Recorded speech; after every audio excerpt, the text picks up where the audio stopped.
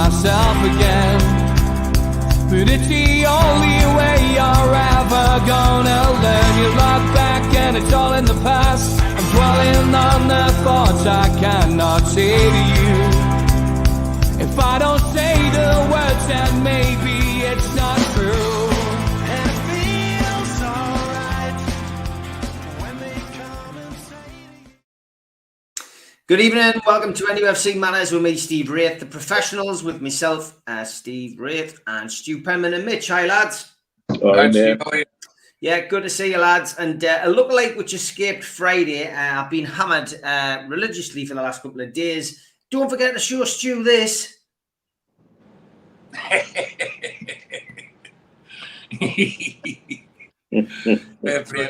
There's a lookalike from Chippers. He says, yeah, Stu Penman and my thumb. Two lookalike. Bit of friction burn on his thumb there. I'm sure his fingers will be the same.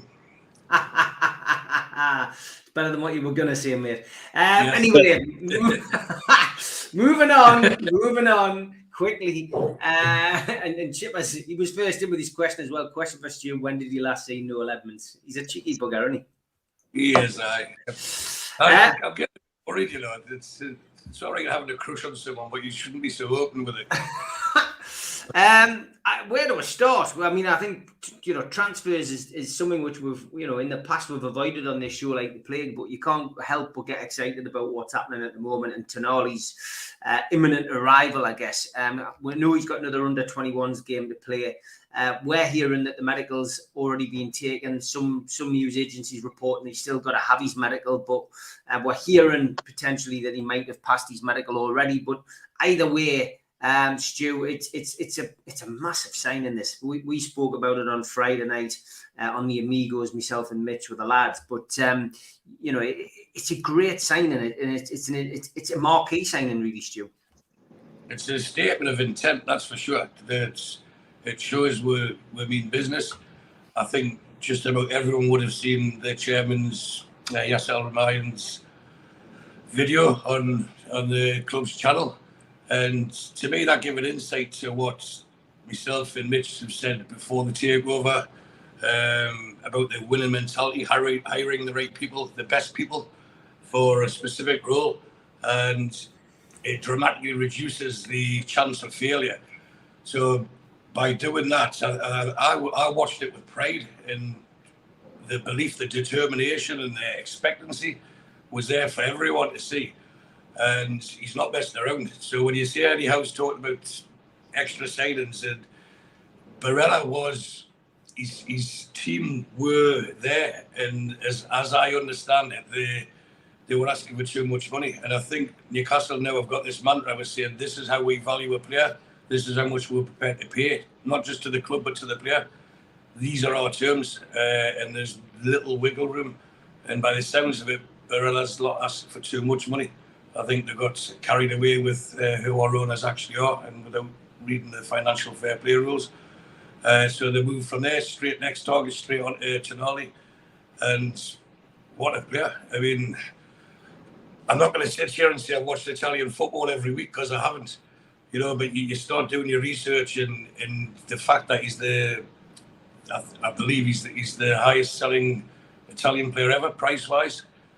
It just shows that they didn't want him to go, and I think you've seen on social media as well the outcry from the Milanese, shall we say. They're really upset and coming up with stupid things now. So it shows. But we've been there, done that. We've seen Ordle leave, we've seen Gaza leave, we've seen Peter Beardsley leave, and more recently Andy Cole when he left. You know, so we can understand the reactions, and you don't want one of if not your best player to leave. So with that, you've got Tonali's come in, and he's the first, and we all know that there will be more. We can talk about other teams improving and where we sit in the grand scheme of things later on, I suppose. But I've been, as you all know, very, very upbeat about James Maddison signing, and then to the point where I messaged you, Steve, didn't I? Saying he's definitely, it's just about done. Yeah. But the one thing that stops it, well, there's many components, but the one thing that stopped this one happening last week was Leicester messing around with the figures. This is our valuation. Here's your money, and then Leicester decided to up what they were asking for. That's how I've been told it. So they've just walked away like a lump. But it's for those who watch the show regularly, if you can remember my cheese analogy, my cheese story. Yeah. Where I was paying, I'll just say it in the currency it's in, it was like 7 BD for a kilo of cheese. Not that I was buying a kilo, but that's the price they would charge for it. And then they decided to put it up to 12. So it wasn't affordability, it was principle. To me, I just didn't think, as much as I liked the cheese, I just thought it's not worth the money. So I refused to get it. So each time I would buy a different cheese, and I would look at the counter and say, I still want that though. I still want that. And I wouldn't pay it. I wouldn't allow myself because I'd set my own targets. And then last week, the shop reduced it to 10 kilos, and I thought that's a reasonable price. I'm prepared to pay that for it. So I bought a big half kilo of cheese. So to me, they're using that as a Maddison. I honestly think it's not dead. I think Newcastle have walked away. We're in a position of strength. We have the funds to buy just about any player on the planet, and how you spread the payments, etc. But we have a plan, and they'll stick to it. And I don't think anyone can dispute Maddison's not on Newcastle's radar. This is the third window they've been trying to get him. So all these maybe Tottenham-led rumours saying that he didn't want to come, his wife doesn't want to live in the northeast, etc. I don't believe a word of it.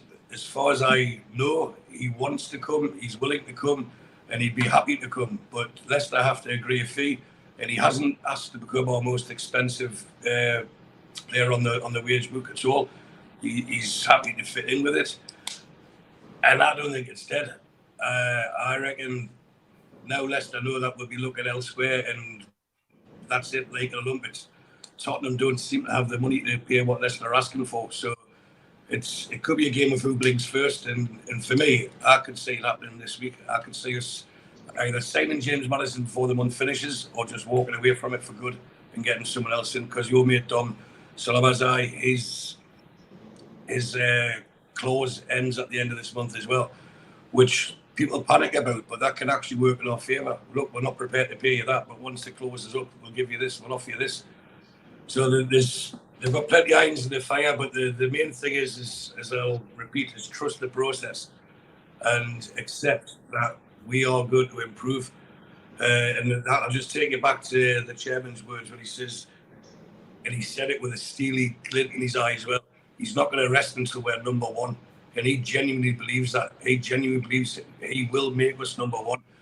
And it backs up what Amanda said after the cup final, which she got ridiculed for, that we'll win this, we'll win that trophy, we're going to win that league, we'll win the lot.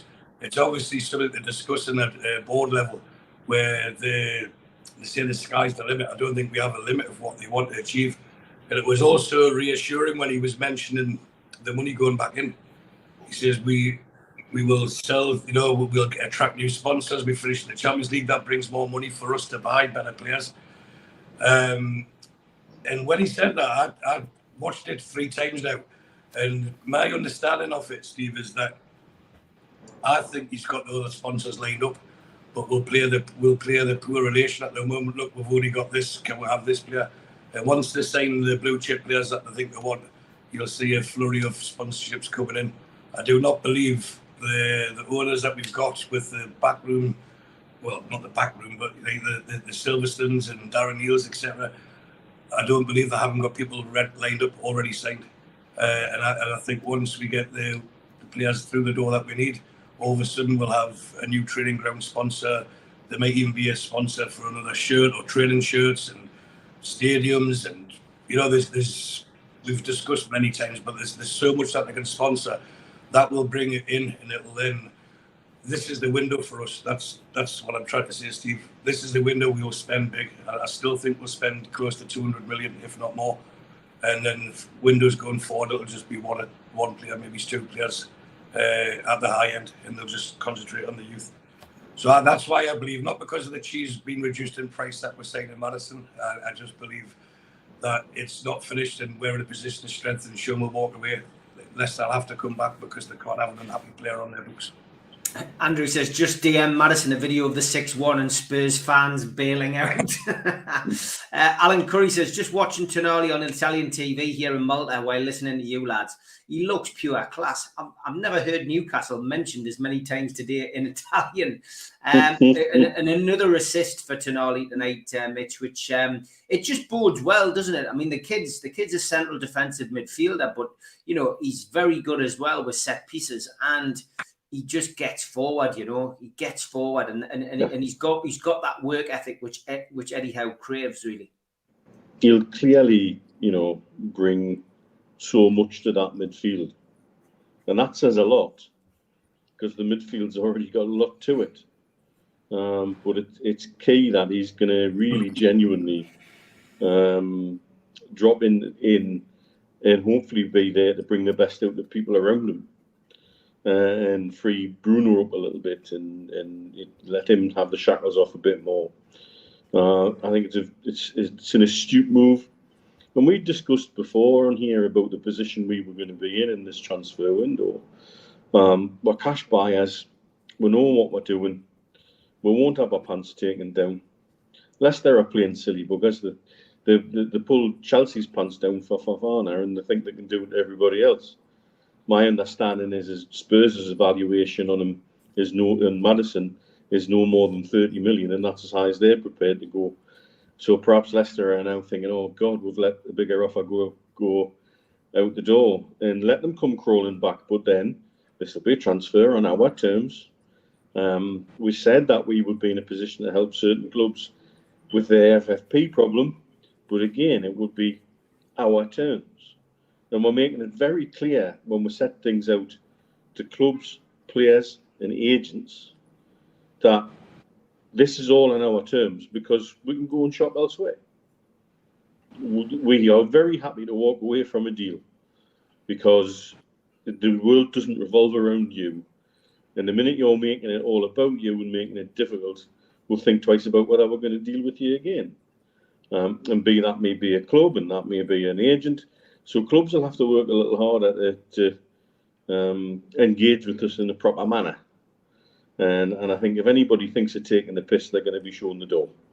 That's quite clear, and I think that's a fantastic stance to have. With regards to players on list, there's absolutely no doubt we have sort of a 1, 2, 3 in order. Right, okay, if that doesn't work out, we'll go to this one.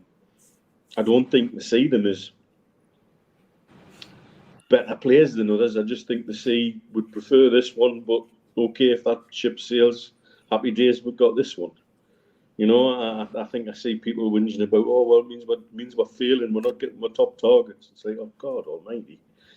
We're bringing quality players in of such a high standard. I couldn't give a monkey's whether it was Eddie Howe's first choice or his fifth choice. As long as it's somebody who wants to be with us, who buys into the dream, who buys into the squad, who brings quality to the squad and doesn't disrupt the squad behind the scenes, and is happy to work with the manager and the staff and delighted to work with the owners, then happy days. I think we just have to, after Stu rightly says, trust the process, trust the people doing it. I think we're still going to see a lot more action underneath the first team level. I think we'll see a lot of movement in young players as well this summer. It bodes well, and it's fantastic to be talked about. And we're now the bogeyman under the bed of every transfer saga. Oh, but Newcastle might be interested. Yeah, well, might be, might not be though. And it's wonderful that there's that level of mystique there. I'm quite happy to be everybody's bogeyman who might come along and upset a transfer tomorrow. And as Barry rightly says, no, don't think anybody knows who the top targets are, and that bloody is great. It's such a difference to what we've had before in various regimes, not just Ashley's. Hey, I tell you what, Mitch, Eddie Howe and his team will do a fantastic job if they can convince the powers that be not taking what we call a marquee signing, because they want a shirt sell, don't they? They want a shirt sell, and they want to put us on the map as quick as possible. So absolutely. That would be interesting as well. I think it's hilarious as well that the paper's main focus seems to be whether Tonali actually cried. as he was saying goodbye to Milan. I mean, what difference does it make, for God's sake? There's been column inches for the last 2 days on that. He's a professional footballer. If we believe that he's a boyhood Milan fan and he's been playing for his boyhood club, I think there'd probably be something wrong with him if he walked out like a bloody robot. There's a person inside there, isn't there, still? Yeah. You know, and so he also understands it's professional football. And so I'm telling you now, I bet from day one, like so many of our squads, he is an exemplary professional from day one and will enjoy it. And he'll enjoy more and more what he sees goes on in the ground when he sees what happens in some of the away ends. You know, it's, I think, yeah, you know, yeah, you might be left with a bit of tinge of sadness, but imagine somebody getting hold of Sean Longstaff and saying, right, Sean, you're on your way out tomorrow. Yeah. You know, he'd be upset. Of course he would be. I'd cry if someone doubled my wages. Tears of Geordie joy, says Andrew. Lots of people in the chat saying that Gordon's just scored as well. So it's he looked good in the other game. He looked good in the other game. Yeah, there's a lot of people giving him plaudits, some of his teammates as well, saying he's one of the best in his position, etc. So it is good news. Lee Clark cried the D, put the Mackem shirt on. Yeah, tears of laughter, Barry. He's the best. He is the best Sandro since Sandro of Auf Wiedersehen, Pet, says Chipper. Oh, dear me, he's on form tonight. Okay, we have got plenty to talk about. Roadblock, I did see your question. I covered this on a show the other week, I think with Liam and with Ben. He's going back out on loan. It's as simple as that. But he's not going to Hearts. He'll be going to somewhere probably where he's got more chance of getting a game. You know, he as Eddie Howe said, he learned a lot from his trip to Hearts, but they would have preferred it if he was playing more games, and that's what they hope to do this time round. So maybe it's a lower league club in this country. We will have to wait and see. And Chippers, we've covered Maddison really, I guess, already, but he says, do the lads think Maddison going on holiday shows that he doesn't care where his future lies, as long as it's not Leicester? Surely you would have done the reverse. My answer to that, Chippers, is quite simple. It has nothing to do with it in this day and age. You know, we're not communicating by carrier pigeon, are we? You know, people have got mobile phones. Agents can ring. You know, we're not sending faxes to hotels and stuff like that anymore.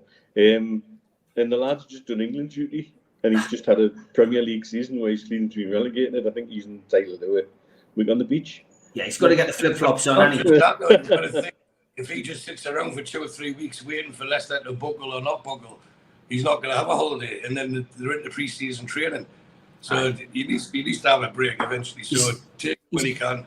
He's got to learn how to use the bottle warmer as well and do the night feeds. So you know, he's got a bit more on his mind, I guess, than just sorting his future out. Interesting one from Keith Gray. Good evening, mate. Great to see you in the chat. He says a lot of debate on Maddison versus Zlobodob. He's got so many names. Just when I've learned to say his name properly, people are chucking in curveballs. He says, I think Zed the better buy. However, despite pastings we handed out, we've struggled to break down all-out defence 6 or 7 times. A creative midfielder and forward are imperative. I think it'll play out how it plays out. Maddison's like, you know, the lads have had their say. I think with Maddison, I was pretty resigned on Friday. I think that, you know, saying it was all off, but you just don't really know. It could be like, you know, if he doesn't get the move to Spurs, if that doesn't go ahead because they can't afford him, he could be sitting there until the transfer window closes. Newcastle might still need a player and might nip in, but like Mitch has said, we're not going to get what pants pulled down by anybody. And you know, if we get messed around, we're just going to move on. So you know, I think that we'll park Maddison there for now, but we will keep an eye on it, of course, like everybody else. Okay, interesting stuff coming out about the ground. John Askew says, "Hello everyone. Apparently, there's a feasibility study soon for the development of the East Stand. Is it possible that a 2 or even 3 tier structure is possible to reach the desired capacity?" Now, that's interesting. James Barron also says, is it possible that the feasibility study may show that the expansion of St. James is extremely limited, allowing the club to look at an alternative site, quelling any wrath from the fans? So it's an interesting one. The ground, Stu, it's always going to cause debate because people who are out want to get in, and, you know, then you've got to say, well, how big does the ground need to be? You know, do we need a 60,000? Do we need a 70,000? Do we need an 80,000? You know, it's this is going to run, and there will be a solution to it. How do you see this? How do you see this playing out? What does this feasibility study mean? Well, I was speaking with John Allan last week about the first game of the season when I'm over. We're talking about tickets and things like that. And the way the club's grown, it's harder for the non-season ticket holder to obtain tickets. So to paraphrase Mr. Allan, we need a bigger boat. And that's quite clear. I think the demand is far outstripping the supply at the moment. And again, referring back to the chairman's messages, he's got the bug in his veins, hasn't he? The Newcastle United bug. So he's a fan now, and he's not going to stop until we're bigger. We do need the bigger boat that John quoted. Now, ideally, if we quote what Maddison said right at the start of the tenure, they want to stay at St. James's. Their plan is to stay at St. James. But if we can't expand it, then there has to be an alternative, as the second comment said there. You know, there'll be no wrath from fans saying, look, people need to get in. In an ideal world, they're able to expand or get round this listed grey building behind it on Leazes Terrace. And they're able to build a stand that actually is in proportion with the rest of the stands. And that, to me, would be sufficient. Anything between 60 and 65,000 would still see us sell out every week. But that would be enough, in my opinion. I think that would be enough. If they can get away around that, that's the way they'll go, I think. Okay, what's your thoughts on the ground, Mitch? It's a big ask as well, and I guess, you know, if they decided to go the East Stand route, they have to find a way of not disrupting those supporters sitting in there. And that would be, if we could do something with there, probably the ideal way to develop the ground, to put some numbers on that are of consequence. The development of the Gallagher Corner would add 6,000 or so, and that was proven a long time ago not to be worth shelling out the money to do. Yeah.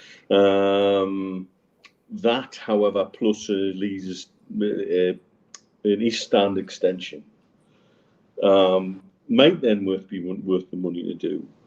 The challenge is not just Leazes Terrace, but the other listed buildings at the back. I know one of the owners in an interview that I've seen today says he's interested to talk and listen and see how we could possibly work together.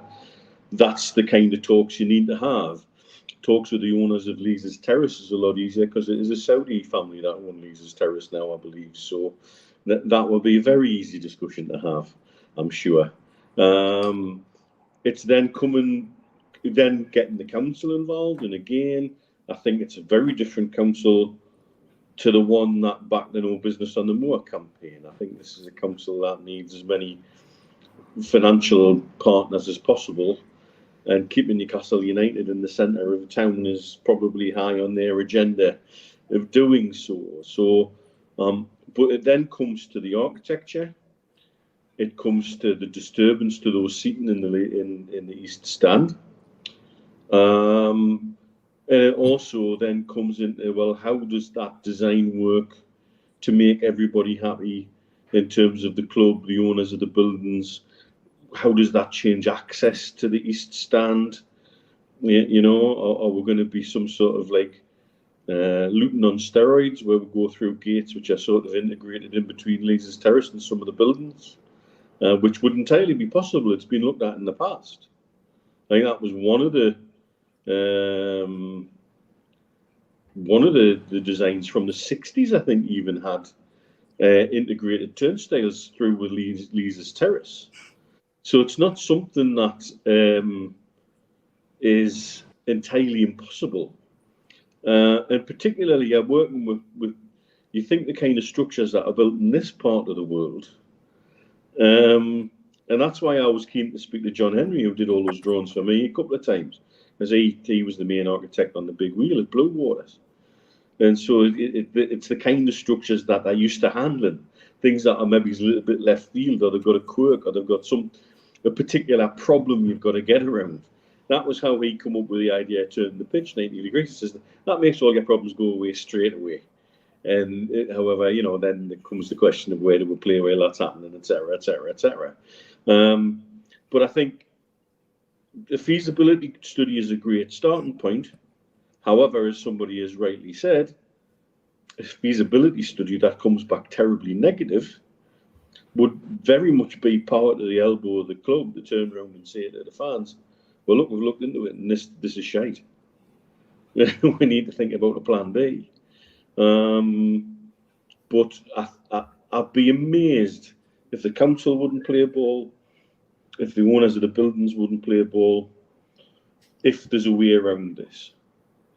I think we're in a very different age, and we're in a time post-Brexit where there's no EU money coming into Newcastle. Fostering relationships with the Middle East, I think, would seem to be a very sensible way ahead. And then deciding on a size, because once they do it, that's the mark I laid down for staying at St James's Park for the foreseeable. And therefore, if they're envisaging a club that's regularly in the Champions League, that's regularly winning tin pots, then, you know, they've got to settle on an amount that's going to keep everybody happy for a good while. So, you know, it was always one of the biggest challenges. And I guess because of the way certain things have gone with ticketing of late, everybody's starting to get a bit jumpy already about that. But I think it's an important set of questions to ask. Definitely is. And it's, you know, it's a big thing. 80,000, 90,000 is what people are saying in the chat, you know, but it is interesting. Sam, good evening. He says, London is built on marshlands, underground rivers, massive sewage network, massive underground networks. Architects and engineers find ways to build still. Architect engineers will find solutions, which is very well put. The compromise is a new stadium on the same site, but with inventive design to make the 65 plus cases bluer than boy. Spenny, I am recording Blondie, and I've thoroughly enjoyed watching Glastonbury again, as always. Always find some people who I wouldn't normally watch exciting and enjoyable. Just enjoyed Fat Boy Slim last night, which was good. The Pretenders were excellent with Johnny Marr and Dave Grohl on drums. Foo Fighters were good. But yeah, Elton John tonight. Doesn't always have to be your cup of tea. Just sit and enjoy the music. There's some good stuff. Cat Stevens was on this afternoon. If you can't watch it live, catch up on iPlayer. Christian, don't work. Do you know why Spenny's watching, Steve? Go on. Because when I put the thing out about Maddison, he sent us a WhatsApp saying, what's the crap with Maddison then? I says, you'll find out on the show. I'm watching Blondie. I says, I'll tell you after the Blondie's finished. So he's tuning in to find out. I wonder if it's Johnny Moore. Is Johnny Moore playing with Blondie? No, it's Glenn Matlock who plays with Blondie at the minute, isn't it? From the Sex Pistols, so it's a proper mishmash of different people playing for different groups, which is mental. I've just had to knock the volume off there because the missus is knocking pans around the kitchen. So as she's doing that, I'll go to the ads. A big thanks to all our sponsors: Skips and Bins, telephone 0800 25 45 25 3, email inquiries at skipsandbins.com. Website, skipsandbins.com. Easy contract free and pay-as-you-go waste collection. Thanks to Mr. Vicky's sauces, which are handmade in Cumbria. Their website is mrvickies.co.uk. If you want to contact the guys, email info@mrvickies.co.uk or telephone 01768 210 102. Big thanks to New Workwear. They are an agile and dedicated workwear provider launched in 2018. For more information, go to the website, newworkwear.com. Big thanks, as always, to Media Arts for the help with the video side of things. If you want to support the channel, hit the subscribe button, become a subscriber today. Hit the thumb up under the video, which likes the video, and click share to share to your other social media. Click join if you want to become a member of the channel for as little as $1.99, or take a one-off payment for the cult membership. You can get in via this QR code if you've got a smartphone, or look for membership pack on the website, nufcmatters.com. What do you get for your one-off £25 payment? You get a scarf, a pen, and a cup, and a membership card, and entry into the monthly draw. Don't forget, if you want a car sticker, all you need to do is subscribe to the show and then email John at NUFC Matters, and he will post you a free car sticker out. We're also available as a podcast on iTunes, Spotify, and other podcast providers. And we also support the food bank on this channel, nufcfansfoodbank.co.uk is the virtual matchday bucket, where you can make a virtual donation 365 days of the year. The new Alan Shearer raffle is underway. 150 tickets at £1 a ticket. You could win a limited edition signed Alan Shearer ball from the 260 dinner. Enter now at nufcmatters.com. We've got a few events coming up. August the 5th sees Gavin Peacock at the Tyneside Irish Centre. Tickets are £10, and you can get them now from nufcmatters.com. Our Christmas event takes place on the 7th of December at the Tyneside Irish Centre, and that's an evening with Frank Clark. Tickets are £15 and available from nufcmatters.com. Finally, Waddle, Keegan, Beardsley and friends. The class of 84 is on at the Town Theatre and Opera House on Westgate Road in Newcastle on Thursday, January the 23rd. Tickets are now available from the Town Theatre and Opera House.co.uk or telephone 0844 2491 000. That's the box office telephone number 0844 2491 000. Okay, question from Toon Barmy. Just how hard is it going to be to make the top 4 in the coming season? Surely it's going to be tougher than the season gone. So, Champions League, is it going to be as achievable as last season, Stu, do you think? Well, last season apparently it wasn't achievable, was it? So why shouldn't it be? We're in the box seat now. And also there's 5 places for the Champions League next year. And I don't want to sound like a loving for the owners, but they're not stupid people. I think that's abundantly clear. And they'll know everyone says Liverpool had a bad season. They finished the season 1 win behind us. And if that was them bad, technically they could improve, but they could actually stagnate as well. Chelsea can come good, but I honestly think we'll get Champions League. Depends on the signings. It's a question for August, but once the signings are all done, but I genuinely believe we'll be in the Champions League for the foreseeable future now. I don't think we've got the momentum. No club in the league has got the momentum like what we've got. And everyone's trying to catch Man City, but I think we're the ones most capable of doing so, of bridging that gap and then eventually surpassing them. Yeah, what's your thoughts, Mitch? As hard as it was last season, we're making lots of assumptions. We're assuming that Tottenham are going to be, because a lot of people are assuming Tottenham are going to be better than we were last season. They're assuming Chelsea are going to sort their shit out. I see no signs of that yet. They've brought manager after manager in, and that's it. Their attitude has just been buy players, shove them in, and everything will be fine. Don't see why. I wonder how Pochettino will last, actually. Probably not as long as some people think. We're assuming Liverpool are going to continue the form they showed at the end of last season. Well, will the real Liverpool stand up? Was it the one that was all over the place for 2/3 of the season, or the ones who put a good run of wins together to try and catch us up at the end? And again, I've said this before, how good were they and what they had to do to even just get close to our coattails doesn't happen very often in the Premier League. You don't go on 9-10 match unbeaten runs like that. Not many people do. No. We're assuming Arsenal are going to be better, or at least at the same kind of level. Arsenal doesn't seem like a happy camp at the minute for some reason. And PSG are sniffing round Arteta. You know, there's lots of things can change. To be fair, I think we're the only team with a genuine degree of stability and understanding what direction we're going in. Yeah. Even Man City are losing players, and you know, it's sort of like, as I say, I think we're the only team that seems unaffected by disruption in the world of football, partly because we're causing some of that disruption.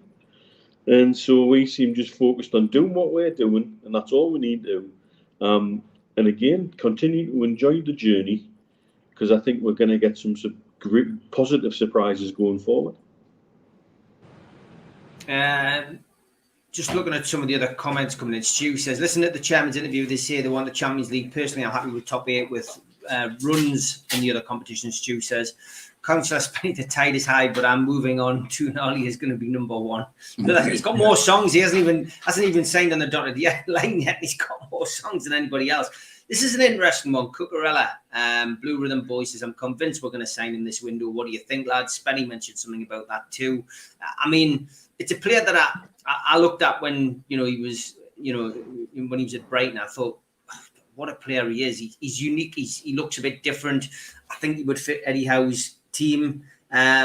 He went, of course, on his move, and he hasn't really had, a great deal of success. I still think Howe could probably do something with him, but then the players we're being linked with in that position now are far better than he is. So I'm not sure. Is he going to be somebody that Newcastle would look at this window? Is he on the list, do you think, Stu?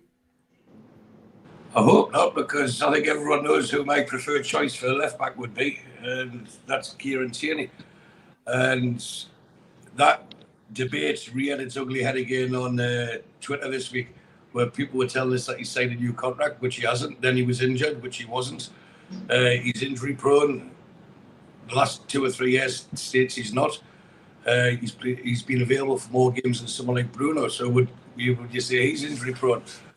But this is probably just echoing what Mitch said earlier. Whoever we get will be someone that's, we don't think, all right, he's a great player, or we want him, because we're not playing fantasy football or any sort of computer game.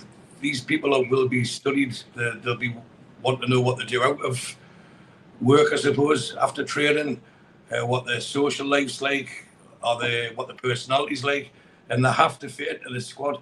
And I know through, who I know through, Tierney would be a perfect match for Newcastle.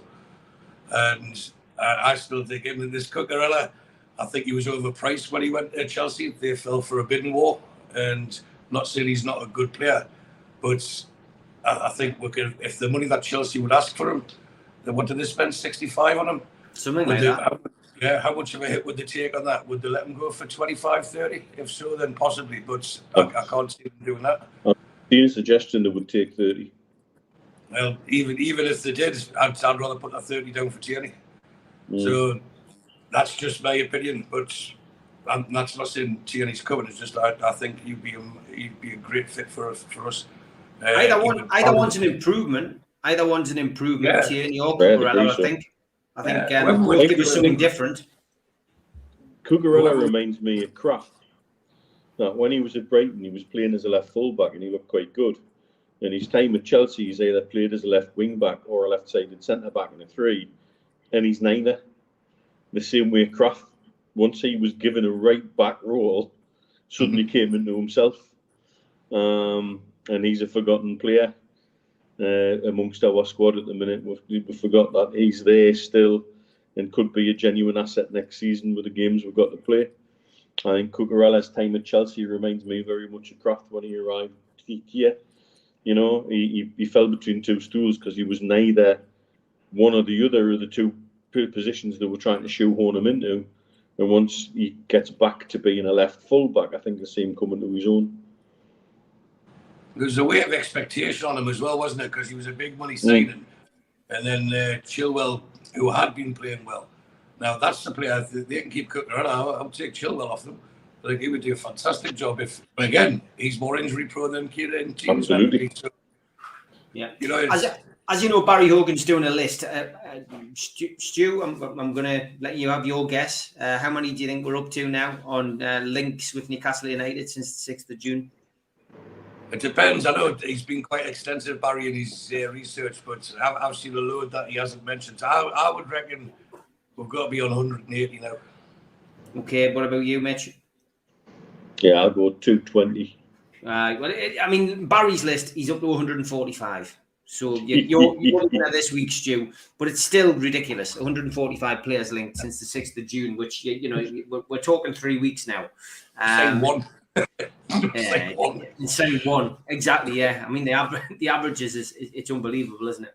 A couple of other questions. There was an interesting one. Oh, yeah, Balkan Mag says, hi, I heard that the new financial fair play year starts on July the 1st. Do you think we're going to register Tonali before the 1st? I don't think so. No, he'd be in the tournament, isn't he? So it'll be done after he's I know he's passed his medical. I don't know if that's been announced, but I know he's passed his medical.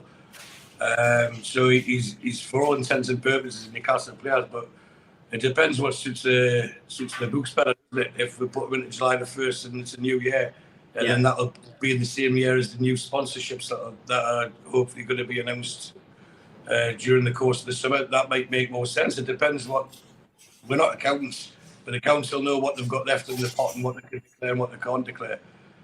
So there might just be a bit of balance, as I said, if they were to put Maddison in this week, that July the 1st falls in this week. But they might use him before the start of that and Tonali afterwards. So whichever way they'll do it, it'll be done the right way and it'll be done for the benefit of Newcastle United and give us the optimum amount to spend. So with that, I'm not even concerned. But with the fact that he's at the tournament, that gives it more credence that it'll probably be after July the 1st before he's officially announced and second, because you can't really go into a squad that's playing a tournament and get the photo shoots and everything. It's a bit disrespectful, and we don't seem to be going down that path the way we are. We're doing everything professionally through the front door, as we've mentioned, and with dignity. So I think they'll wait till the tournament's finished and then announce it. Good question from Sutty. He says, if NUFC don't look like they're going to reach the Champions League spot in the new season, do you think they'll consider replacing Eddie Howe? I think they'll want to be in the big competitions, and if Champions League is obviously something that they want, and if they don't acquire it, would they replace Howe? Do you think is that something that they would do? I mean, is he gonna have a Mark Hughes moment, Stu? Do I think they would replace him? Absolutely. Do I think they will? No, because I don't see us floundering to the position where we're in the bottom half of the table come the end of the season. I think worst case would still qualify for the Champions. Not the Champions League, but I think we will. We'll still qualify for Europe, and we'd have to have a disastrous season for them to consider getting rid of Eddie Howe, because he's built what we've got now. He's built it with his ethics, his hard work. He's led by example. He's bridged the gaps between upstairs and the players and everything else. And I don't think we should underestimate the role that Eddie Howe's played in our resurgence. So he's got so much credit in the bank that it would have to be a disaster for us to even for them to even think of getting rid of him. Yeah, what's your thoughts, Mitch? I think if they feel the time is right to move Eddie Howe on, they will. I think it's as simple as that. What will it take to do that? I don't know. Because he seems to be so well liked and respected from top to bottom within the club. And so removing him and his team would be a major shaker. The thing I don't know is what it would take to see them remove Eddie Howe. But if they felt it was the right thing to do for Newcastle United, they'll do it. I've unfortunately stumbled across some weird talking head shit on YouTube this week, where we had fans of other clubs sitting around saying, should they sack Eddie Howe now? And preemptively do it before there's trouble. And I'm thinking, what are you going on about? These whittering on some Villa lad who went on and on at length, talking more about how Villa was a bigger club than Newcastle than actually answering the question.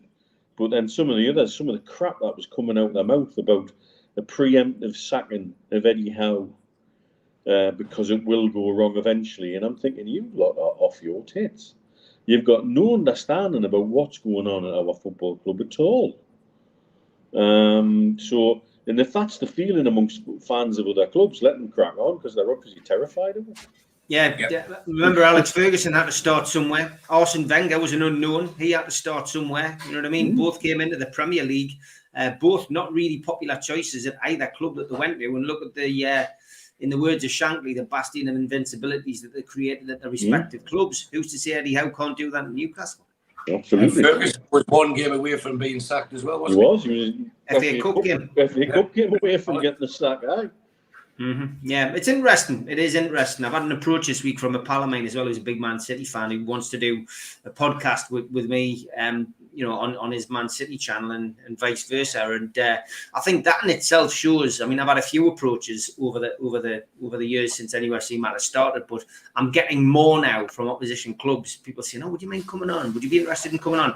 And from clubs which you would call the Big Six. So they clearly realise now that Newcastle aren't just a flash in the pan, that they're here to stay, and that they want to hear what Newcastle fans have got to say about their club as well. So it's interesting times, certainly interesting times. Some great questions coming in. I'm sorry I won't get through all of them tonight, and I've got to share them around. Ifty says Newcastle will test Napoli's resolve. Why on earth would you give us that name, Ifty? Ifty, it's KK, yeah. In this window, he's on top of a list of possible forward signings, including Chiesa. Do you think there's any truth in this? Wouldn't be surprised. He tore the Italian league up last season, but again, it's with someone like that, he played well in tandem with Keith's favourite Osimhen, didn't he? So, and I watched him play Scotland last week, and he didn't look good at all. But that's because he was playing against Kieran Tierney, believe it or not. He was direct opposite Kieran Tierney. He didn't play well at all. So read into that what you want. But yeah, joking aside, he would be a fantastic signing. But would he fit the? We're not signing the names that we're signing people who fit the system, and whether he would fit the system or not, I don't know. And thankfully, that's not my decision. But if he was to sign, that would be a statement signing. That would sell shirts. You'd make a lot of money from the names and numbers of how many letters are in his name. You'd make a fortune out of that in the club shop. Agreeing with what I said, Stephen Coxon says, I'd love nothing more than Eddie to be our Fergie, but I think he's got 3 years to establish us as title contenders. After that, it's anyone's game. Eddie Howe has been the most important cog in the wheel, in my opinion, says John. Howe is a big part of how we got to where we are now. I can't believe people are saying to move Howe on before it goes tits up. Well, certainly it was fans from other clubs, it has to be said. He deserves the opportunity to take us forward. It is wishful thinking from fans of other clubs. They really know how is the business. They really know this. The thought of how at NUFC is their laxative. I love that expression. Shares, good afternoon. Greg says, my only worry with Howe is that if he carries on with his current trajectory, the English FA will come knocking for the national team job. I don't think we've got anything to worry about, until Newcastle get that trophy thing off the back. If Newcastle win a trophy, when Newcastle win a trophy, I should say, then that is going to be the big test if England come along, and maybe Newcastle may do what lots of people tend to call the honourable thing and allow them to go, but maybe they won't. It'll be, let's just enjoy the here and now. Let's not worry about that. It's something which I don't think we're going to have to be concerned about until that trophy is sitting proudly in the cabinet. And we should take the highs and the lows with Eddie, says Andrew. Lots of positivity for Eddie Howe. This is one which would normally end up, Mitch, with Super Mac taking up half a programme on this channel. Would you sell Saint-Maximin? Where's Trolls? If it meant getting Maddison, or would you keep Saint-Max and move on from Maddison? Again, I've said all I've got to say on ESM. If it's good for the team, keep him. If it's not good for the team, and we can bring somebody in better, get rid of him. A lot depends on his attitude. A lot depends on his fitness. A lot depends on whether he can, play the game that Eddie wants him to play. It's as simple as that, really. We need more goals. We need more assists when he plays. Simple as that. What's your thoughts, Mitch? I personally would sell him and get somebody anyway. That's my feeling about him. Yeah. I've had enough dancing around the handbags with him. Nail my colours to the mast. Fully bandaged. Hasn't produced enough on a consistent basis. When he's playing beautifully, I love him to bits. But I don't see that enough.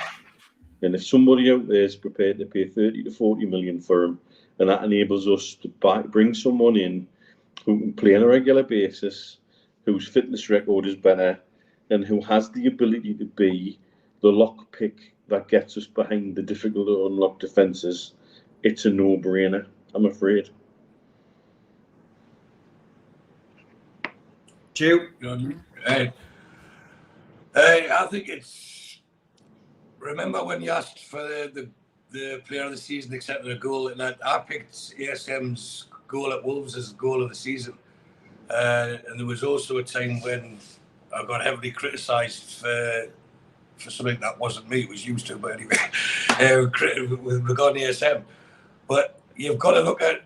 I don't understand the loving for someone who's producing less than Murphy, has produced less than Miggy, and he's obviously not a future. But the reason I mentioned goal of the season there, again watching the club's channel, they asked all the players for who they thought was their goal of the season, and not one of them mentioned his goal, and not one of them even said it was a contender. For me, that was pretty telling. Like he doesn't seem to be part of the squad, and if you are like that, and you are, I'm trying to get away from using the phrase a loner, because he has his own agendas and stuff like that. But I tell you what we'll do. Let's speak hypothetically. We sign Maddison this week, okay? Then we get a bid for 30 to 40 million for ASM, and that enables us to get Szoboszlai as well. What would you do? Because it's been quite clear, in my opinion, that he's not an anyhow fit. That doesn't mean he's a bad player, but what it means is he's going to have to spend a lot of time on the bench, and gives him time to get his bandages ready for when he does come on as a sub. But he's spent a lot of time on the bench, and I don't think his ego would allow that. And I think his style of play would be more suited to the continental style. And I think I said 2 or 3 weeks ago, I reckon I could see him end up at Paris Saint-Germain. You know, he likes to spend a lot of time in France. That's where he's from. His family are more comfortable there. And they are the big dogs, and they've got rid of Messi. So they might need someone like him who'll come in, he still get a good wage and get his Champions League space. Or it could be used as a make weight in the deal for someone that we want. But if I've asked, do I think he'll be playing for Newcastle next year? I'll be surprised if he is. Yeah, I would agree, lads. I can't see how he's going to stay. I just don't see him being happy sitting on the bench at all. Phil Scott says, fully agree with Mitch. I'd back Eddie's decision. Only he knows, but can't see why he stays. Greg says, you look at the other teams who are competing for the top spots. How many of them have flair players who turn up half a dozen times, if that? I loved Maxi in the past, but it's time to sell him. You know, harsh but true. Talking about guns, just to finish up the show, any stories, lads? Any little, heads up that potentially we might be getting deals done? I know there's a bit of a tug of war going on, I think, for Darlow, which at least he is sought after. Lots of rumours flying around about Hendrick, though, about potentially a fee coming in for him, etc. But it's a fairly derogatory one, although he did seem to do okay when he played last season. But any outgoings, any definites yet? Nothing to my ears at the minute, mate. That bit's quite quiet at the minute. And the bigger picture, this is where we've been hamstrung with the Mike Ashley era, even though we're in the new era.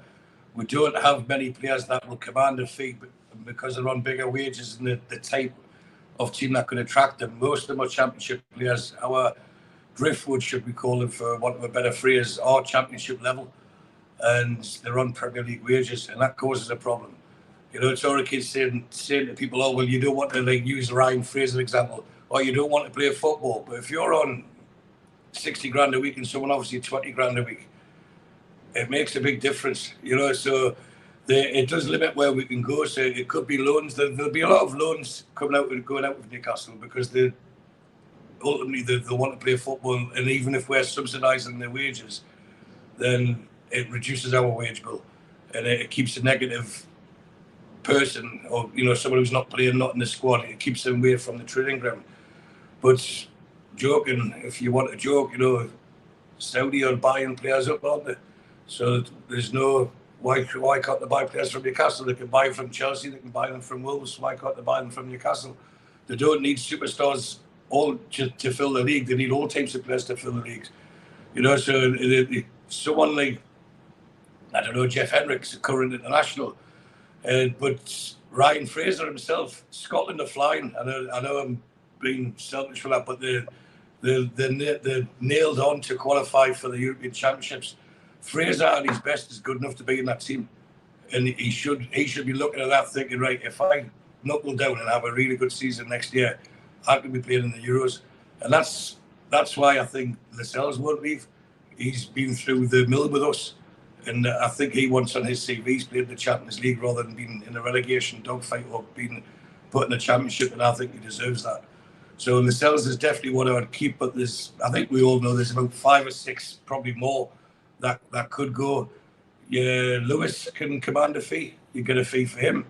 So we'll bring in, if you sell Saint-Maximin and another 5 or 6, loan them out, I think we can get another, maybe 50 million in. Add that to the Chris Wood money that everyone seems to have forgot. You know, we started off on a positive in this window. And Shelby's wages off the bills.